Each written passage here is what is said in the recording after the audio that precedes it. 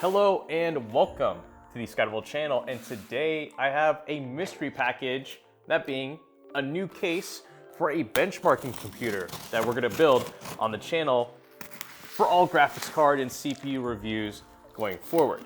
But this isn't any ordinary case. This is definitely something special, which I'm really excited to build and hopefully see if it works. I mean, you're about to see. You'll see what I mean once we get it together. PCI Gen 4.0 riser cable, we will need that. Type-C module for the case. You're about to see what that is in a little bit. And then these two things. No, they didn't. Yes, they sent two cases. Interesting. Here's the first big box. All right. Put that aside. Okay, so for today's video, like I said, we're gonna be building our new benchmarking rig, but we have the choice of two cases now coming from Streacom. These are their new DA6 regular and XL mini ITX cases that are open frame. There's no mesh, there's no encasing, it is all open frame. And for the means of benchmarking, that could be super advantageous. I will say, Streacom, this pack, oh, it comes pre-assembled. Okay, check this out. Look, I guarantee you have not seen anything like this. Oh yeah, oh yeah. Have you seen a PC case that looks like this? I haven't. Oh, this is upside down. One second. Yeah, okay, maybe you guys can see where this whole master plan is going. The motherboard is gonna go upright here where these two beams are. I'll better show you this with the finished build. Graphics card's gonna go right behind it. Power supply up top. And this is the Chrome version of the DA6. All right, let's do this again one more time. Oh, both of these you didn't have to send two of these. I requested only one. All right, all right, all right, all right, all right. All right, here are both of the Streacom DA6 cases. This is easily gonna be the most unique computer I've ever built. And this could take a little while, hopefully not, but I'm gonna have to look at the customer manual and see how to build this, because I don't think there's anything provided in the box yet. This bracket system I'm gonna have to work with is going to be easily the most unique PC building experience I've had in all my years of doing this. Oh, these use torque wrench. Oh, okay. Yeah, that's on. Okay, I think I figured this out. All right, yes, I have figured this out. These screws attach to the railing with this adapter, which you can then screw to another railing and have it all in place with this little plastic bracket. Okay, and while I spent a little bit of time figuring out how the case works, now I think it'd be a good time to talk about the sponsor of this video, Corsair, and their new XTM70 thermal paste. So this just came out. It is their extreme high performance thermal paste, most likely designed for the new Ryzen AM5 systems and 13th gen CPUs, which need all the cooling they can get. And they were generous enough to send out two of their XTM70 thermal paste kits, which is going to be excellent because for every time we swap out a CPU on this test bench, we're gonna be putting on some fresh XTM70 every single time to ensure we have some of the best thermal cooling performance, given how small of a PC this is with our downdraft miniature ITX cooler. So there is our pea-sized droplet of XTM70. And now we're gonna go ahead and mount on our CPU cooler, which I actually can't do yet.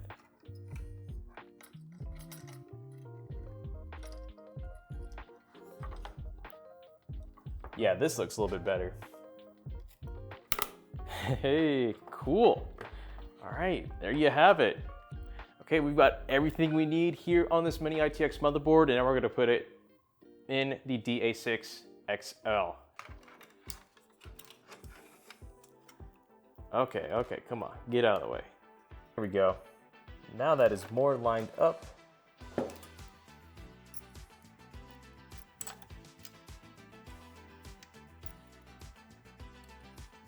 need a longer screw for this. You know all those comments and they say like, oh, building a computer for my first time. I'm afraid I'm gonna mess something up. I guarantee you 99% of the time you won't mess something up. But if you're building something in a case like this, there's a small possibility you might. Okay, so a bit of time has passed, and that's because I had to email Streacom and double check the details on the PCI Express latch. So according to them, you actually need to take it off for this case. However, if you were to buy this case yourself, it should come pre-assembled without that latch on. So any graphics card you put in, like this RTX 3060 Ti we have, should fit. And now I am taking off a few more of these support brackets, get everything set up for the power supply, and then we'll do a first boot and see how this is. There we go. Now with that one off, nope, we gotta take this one off too. For the moment, we're gonna throw in an XFX power supply from Corsair, that being the SF750. This should be enough wattage for most graphics cards nowadays, but if I were to anticipate throwing in like an RTX 4000 or RX 7000 card, probably want maybe like an 850 at minimum. So this case can support full-on ATX power supplies. I just don't wanna deal with that yet. I wanna see if the size itself right now can support just a basic SFX power supply when we throw in cabling. That is mostly in. So tighten this up, yeah. Get this side in. This is so picky, ugh. So now we have our power supply in. So as you can see, this is directly mounted technically onto the case through these railings that are held up by tension. And now with the system being bare bones, we're gonna try to plug everything in while making it look somewhat okay in terms of cable management at the same time. Okay, so here goes the power supply cable. Oh, you know what? There's one more thing I wanna get to, these modules. Probably wanna put this here.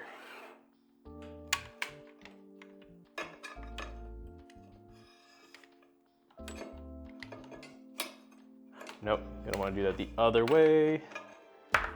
Oh yeah, okay, that's right. We got the wrong motherboard for this because we have like 3 USB-C connectors going on right now in this. We got one down here. Do I really need this that I just plugged in? Do I? No, okay, I plugged this in. I only realized I probably don't need it. I need a more IO heavy ITX motherboard that can support more than one USB-C connection. And almost there. Okay, here's the current status. So anytime I want to use this as my benchmarking rig, this is probably just going to be the default setup. If I need to switch out the CPU for anything, just take off the cooler. These cables will hopefully be out of the way. Just take off the cooler, put in the new CPU, put this back on. Although I want to see if I can kind of move these out of the way a little bit. So that could be a little more convenient. Might need some zip ties for that. This also is going to be really interesting having this here. Maybe I'd want to move this actually to the top of the case now that I think of it. Yeah, that actually could be kind of convenient. Yeah, I'll probably do that later on. But now anytime I want to plug in a graphics card, just got to come around here and fidget with this. Okay. There you have it. We are technically all ready to boot up this very interesting mini ITX computer. Okay. Please work in some capacity.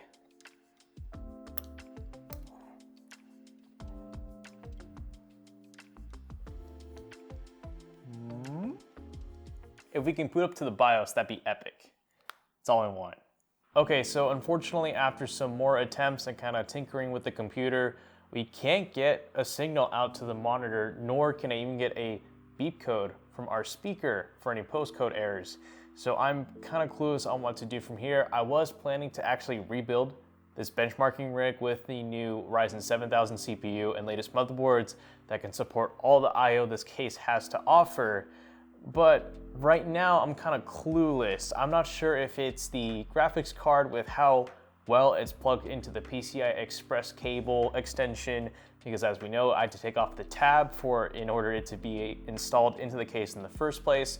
So I don't know if that's interfering with the quality of the connection, because otherwise this seems like it works. But at the same time, the motherboard that I bought for it was used. I didn't test it before filming this video. I assumed it worked, but never assume anything like that if you buy a used motherboard. So I'm gonna try at this again when I rebuild it with a Ryzen 7000 CPU, because right now in its state, it looks exactly what I need it to be, a modular benchmarking rig that I can swap out components for in and out for the CPU and GPU, and an open air test bench for accurate results. But right now, I'm really hoping that issue is just for the motherboard and not for the PCI Express cable, because otherwise I have to unfortunately end this video on a downer. But I want to again state that once I get this benchmarking rig up and running, you will see this in every future graphics card and CPU review video. And again, every single time that I swap out CPUs, I will be using that Corsair XTM70 thermal paste. That'll be excellent and provide us the best temperatures given the size of the ITX cooler that we have in this benchmarking rig. So unfortunately, that is it for today's video. But once again, thank you so much for watching. And this is the ScatterVolt channel signing out.